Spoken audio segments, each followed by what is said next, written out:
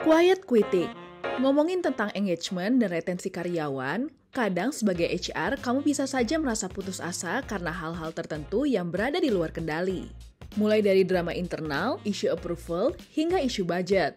Belum lagi berita layoff massal yang bisa menambah kekhawatiran karyawan dan menurunkan produktivitas yang ada.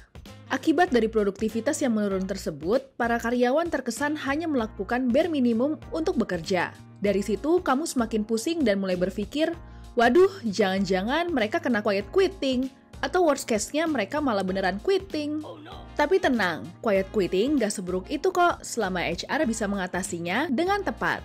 Seperti pandangan Henry Chu, seorang co-founder dan senior consultant of Noble Consulting terkait fenomena ini. Jadi yang dimaksud dengan quiet quitting sebenarnya nggak buruk-buruk amat ya.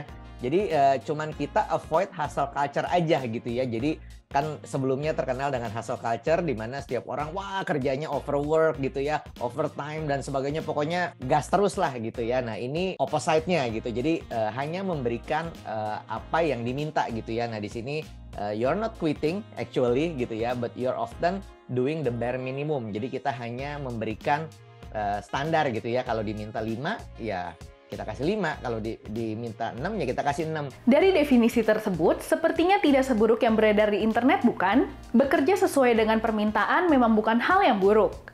Tapi memang bisa menimbulkan kesan yang tidak semangat atau terlihat kurang tertarik melanjutkan pekerjaan. Lalu, sebenarnya langkah seperti apa yang bisa HR ambil untuk memberikan motivasi serta menjaga engagement dan retensi karyawan? Nah, kami sudah mengundang Ines Nazra Pramanada sebagai People Engagement dari Mekari untuk memberikan insight seputar topik ini. Monggo Kak Ines. Thank you Jessica. Halo semua, aku Ines dan yuk kita bisa langsung mulai. Pertama, recognition and rewards.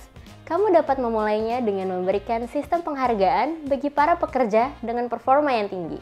Namun, sebelum diterapkan, kamu harus melakukan tahap planning yang mendalam. Seperti 1. Evaluasi situasi sementara. Evaluasi sistem yang sudah ada dan apa yang harus diubah. Kedua, tentukan tujuan. Tentukan tujuan dari program penghargaan ini. Apakah untuk menaikkan moral, meningkatkan produktivitas, dan lain-lain. Ketiga, tentukan tipe penghargaan. Dapat berbentuk finansial, non-finansial, social recognition, atau hal lain yang sesuai dengan tujuan programmu. 4. Budgeting. Yang ini nggak kalah penting. Jangan lupa sesuaikan dengan budget company-mu ya. 5. Buat struktur programnya. Setelah itu, kamu bisa mulai membuat struktur dan sistem programnya. Dari siapa yang dapat, gimana cara mereka mendapatkannya, cara mendistribusikannya, dan lain-lain. Oh ya, kamu juga harus mengkomunikasikan program ini sebaik mungkin ya. Kedua, clear communication and transparent leadership. Semakin besar sebuah company, maka semakin sulit pula company tersebut mengatur individu yang ada. Disitulah peran leaders dibutuhkan untuk membuat suara karyawan terdengar. Buatlah culture perusahaan yang suportif bersama para leaders. Kamu bisa memulainya dengan membuat program seminar leadership yang mengajarkan culture tersebut. Lalu, kamu juga bisa menyesuaikan environment kantor dengan culture yang ingin kamu capai. Terakhir, lead by example. Karena jika tidak mulai dari dirimu sendiri, maka culture tersebut akan sulit terbentuk. Ketiga, employee development and empowerment. Memberikan kesempatan bagi pekerja untuk meningkatkan value dirinya. Bisa dalam bentuk hard skill, soft skill, dan juga kepercayaan diri dan trust yang diberikan oleh company. Untuk poin employee development, kamu juga dapat mengembangkan soft skill karyawan dengan webinar internal yang kamu buat atau melalui program mentoring. Selanjutnya, employee empowerment.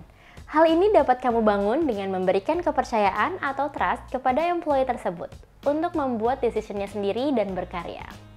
Ini dapat membuat para karyawan menjadi lebih percaya diri dan lebih bertanggung jawab ke pekerjaan mereka karena kontribusi yang telah mereka buat. Keempat, employee benefits. Berikan paket benefit kesehatan, laptop ownership program, dan benefit yang sesuai dengan apa yang karyawan butuhkan. Namun juga sesuai dengan budget perusahaan. Tujuannya agar mereka merasa perusahaan benar-benar mendukung kesejahteraan karyawan. Nah, kalau kamu mau mendalami cara mengatur kompensasi dan benefit karyawan yang paling menguntungkan bagi kedua belah pihak, Mekari University bisa bantu kamu nih melalui kursus Compensation and Benefit Management. Kamu bisa mengambil kursusnya melalui link yang tertera di kolom deskripsi ya.